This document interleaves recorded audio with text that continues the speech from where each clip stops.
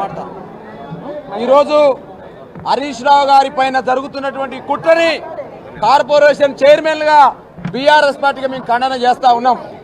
ఇవాళ హరీష్ రావు గారు 25 నెలలుగా ప్రతిపక్షంలో రుణమాఫీ ఎందుకు కావట్లేదని చెప్పేసి ప్రజల తరఫున కొట్లాడుతూ ఉన్నారు. రైతు బంధు ఎందుకు కేట్లేదని చెప్పేసి హరీష్ రావు గారు కొట్లాడుతూ ఉన్నారు. అదేవిధంగా ఇల్టు పాలసీ మీద జరిగేటువంటి దాని మీద కొట్లాడుతూ ఉన్నారు. అయ్యా రేవంత్ రెడ్డి గారు, మీరు సిట్టు వేస్తే ఇల్టు పాలసీలో జరిగిన అవతవకాల పైన సిట్టు వేయాల్సిన అవసరం ఉంది. అదేవిధంగా నైని బొగ్గు గని ఏదైతే ఉందో ఆ బొగ్గు గని యొక్క టెండర్ల పైన సిట్టు వేయాల్సిన అవసరం ఉంది. ఇవాళ హరీష్ రావు గారేమో ప్రజల కోసం కొట్లాడుతూ ఉంటే వీళ్ళ మంత్రులు మాత్రం దేనికోసం కొట్లాడుతూ ఉన్నారు. ఒక ఆయనేమో వెన్సన్ అనే కంపెనీకి ఎందుకు నైని బొగ్గు బాగు టెండర్ ఇస్తామని చెప్పేసి కొట్లాడుతూ ఉన్నారు. ఒక ఆయనేమో మెగాకి ఎందుకు ఇస్తామని చెప్పేసి ఒక మంత్రి కొట్లాడుతూ ఉన్నాడు. ఒక ఆయన సుషి ఇన్ఫ్రాకి ఎందుకు ఇస్తామని చెప్పి ఒక మంత్రి కొట్లాడుతూ ఉన్నారు. ఈ మంత్రులేమో టెండర్లు ఈ కంపెనీకి ఇవ్వాలి ఈ కంపెనీకి ఇవ్వాలని కొట్లాడుతూ ఉంటే మా హరీష్ రావు గారు మాజీ మంత్రివర్యులు తెలంగాణ ఉద్యమ నేత నిప్పు లాంటి నాయకుడు మాత్రం ఈ ప్రజలకు మీరు ఎందుకు హామీలు నెరవేర్చాలని కొట్లాడుతూ ఉన్నారు. ప్రజల కోసం ప్రజల హామీల కోసం కొట్లాడుతున్న నాయకుల మీద సిట్లేస్తూ ఉన్నారు. కంపెనీలలో వాటాల కోసం కంపెనీలకు టెండర్లు కావాలన్నటువంటి నాయకులకు మాత్రం వాళ్ళేమో పరదాలు చేస్తూ ఉన్నారు, కార్పెట్లు వేస్తూ ఉన్నారు. ఈ వాస్తవాన్ని తెలంగాణ ప్రజలు గమనించాల్సిన అవసరం ఉంది. 6 అడుగుల బుల్లెట్టుగా నీతి గల నాయకుడుగా రుణమాఫీ ఎందుకు చేస్తలేమంటే సిద్దిపేటలో క్యాంపు కార్యాలయం మీద దాడి చేస్తారు, అత్యాయత్నం చేసే ప్రయత్నం చేస్తారు. అదేవిధంగా ఖమ్మం జిల్లాలో వరదలు వచ్చి ప్రజలు అల్లాడుతూ ఉంటే వరద బాధితుల్ని కాపాడాలని చెప్పేసి వరద బాధితులకు అండగా ఉండడం కోసం కేసీఆర్ గారి మార్గదర్శకంలో కేటీఆర్ గారి మార్గదర్శకంలో మా మాజీ మంత్రి హరీష్ రావు గారు వెళ్ళి వరద బాధితుల్ని పరామర్శిస్తే అత్యాయత్నం చేసే ప్రయత్నమే కాక రాళ్ల దాడి చేసిన విషయాన్ని తెలంగాణ సమాజం అంతా గమనించి తెలియజేస్తా ఉన్నా. అయ్యా ఇవాళ వాస్తవాలు గమనించుకోరి.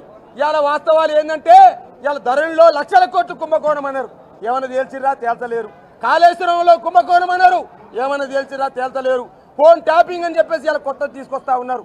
ఇవాళ మీరు ఎన్ని ఋతురాగాలు లాంటి ఎన్ని డైలీ సీరియల్ తెలుగు సీరియల్ తీసుకొచ్చినా నిప్పు లాంటి నాయకుల మీద మచ్చ ఉండదు, సూర్యుడి పైన ఉమ్మేస్తే మీ మీదనే పడతని చెప్పేసి కూడా హెచ్చరికలు జారీ చేస్తా ఉన్నాం.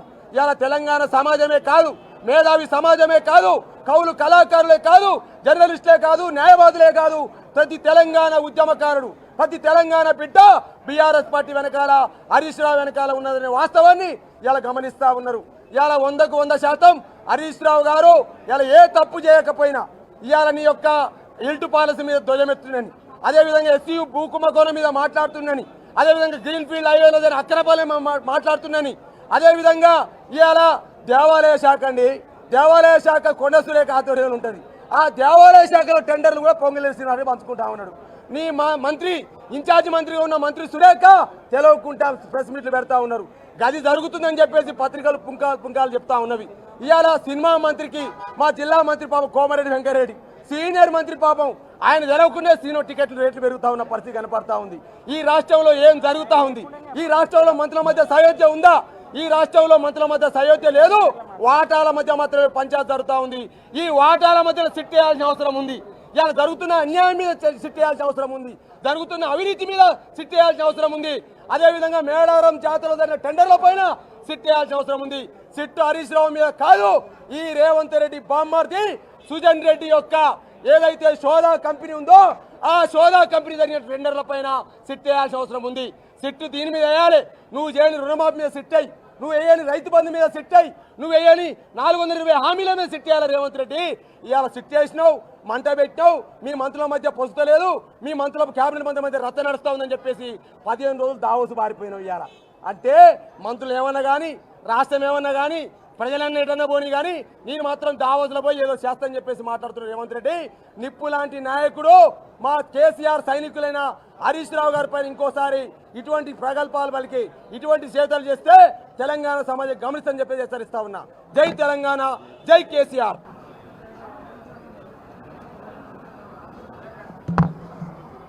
ప్రింట్ మరియు ఎలక్ట్రానిక్ మీడియా మిత్రులకు నమస్కారం. తెలంగాణ భవన్లో యాక్షన్ జరిగితే పోలీస్ స్టేషన్లలో రియాక్షన్ వస్తూ ఉంది.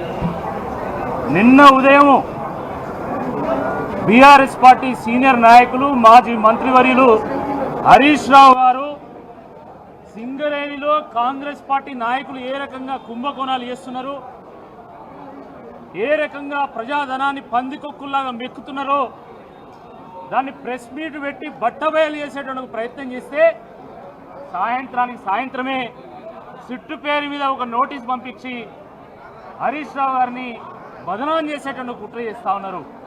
అంటే ఏం జరుగుతున్నది ఈ రాష్ట్రంలో? రేవంత్ రెడ్డి కాస్త రివెంజ్ రెడ్డిగా మారిపోయాడు. రివెంజ్ వాళ్ళ క్యారెక్టర్ అయితే రివోల్ట్ తెలంగాణ క్యారెక్టర్ అనేటువంటి వాస్తవాన్ని మర్చిపోవద్దని చెప్పి సందర్భంగా గుర్తు చేస్తా ఉన్నాము. తెలంగాణ తిరుగుబాటు చేస్తుంది, అణిచివేత తీవ్రమైనప్పుడు తిరుగుబాటు తప్పదనేటువంటి వాస్తవాన్ని గుర్తుపెట్టుకోండి.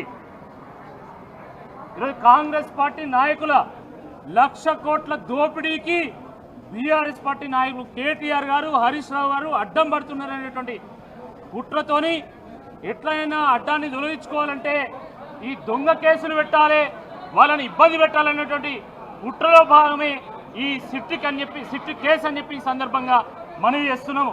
ఇప్పటికే ఈ ఫోన్ ట్యాపింగ్ కేసులో హరీష్ రావు గారు క్లీన్ చిట్గా ఉన్నాడని చెప్పేసి మరి హైకోర్టు చెప్పింది. సుప్రీంకోర్టు కూడా దీంట్లో పసలేదని చెప్పింది. అయినా కూడా ఏదో అంతరంగాలు సీరియల్ లాగా, మొగల్ రేకు సీరియల్ లాగా, ఇల్లు ఇల్లాలు సీరియల్ లాగా ఎపిసోడ్ల మీద ఎపిసోడ్లు నడిపిస్తున్నారు తప్ప దానికి అంతం లేదు.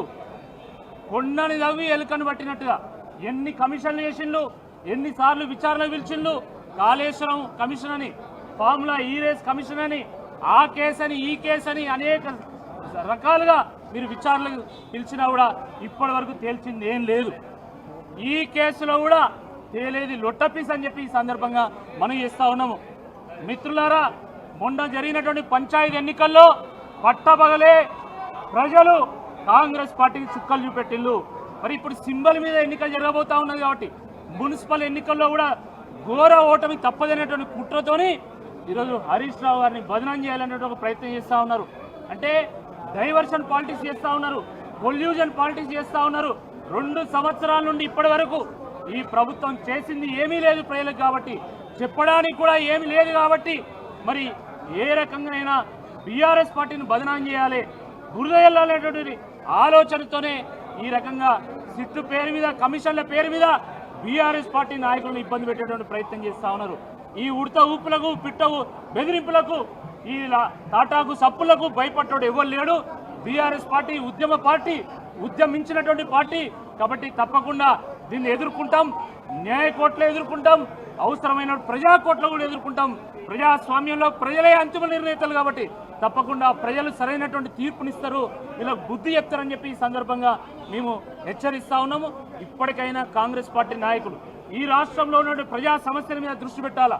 ఫీజు రింబర్స్మెంట్ రావట్లేదు, స్కాలర్షిప్ రావట్లేదు, ఉద్యోగాలు రావట్లేదు, యూరియా సమస్య ఉన్నది, అనేక సమస్యలు ఈరోజు ప్రజాక్షేత్రంలో ఉన్నా కూడా కాంగ్రెస్ పార్టీ నాయకులు మాత్రము వాటాల కోసం, మూటల కోసం ఈరోజు బహిరంగంగా రోడ్డుకెక్కి కొట్టుకుంటున్నారు. అది ఎక్కడ ప్రభుత్వ ప్రతిష్టను దిగజారుస్తుందో అనేటువంటి భయంతోనే దాని నుండి గట్టెక్కడానికి ఈరోజు కాంగ్రెస్ పార్టీ ఈ సిట్టు పేరుగా మరొక కుట్రకు తెరలేపింది. ఆ కుట్రను భగ్నం చేయడానికి ఈరోజు బీఆర్ఎస్ పార్టీ నాయకులు గ్రామాన వాస్తవాలు ప్రజలకు తెలియజేసేటువంటి ప్రయత్నం చేస్తారు. తప్పకుండా దీన్ని ఎదుర్కొంటాం. కడిగిన ముత్యంలాగా హరీష్ రావు గారు బయటపడతారని చెప్పి ఈ సందర్భంగా మనం చేస్తున్నాం. జై తెలంగాణ.